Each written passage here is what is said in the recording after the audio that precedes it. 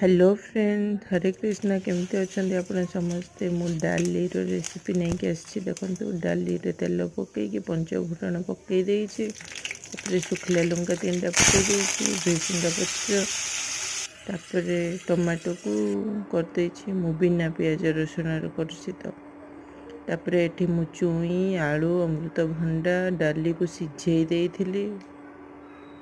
सिझेई देला परे सेठी टमाटो ये हो गला परे सॉफ्ट हो गला परे मुझे ढांकी देइछि। ढाल देला परे देखो डाली पालंग शाग भी मिसई देइथिले। देखो पालंग शागर डाली केमती टेस्ट लगुच और हेल्दी भी अच्छे।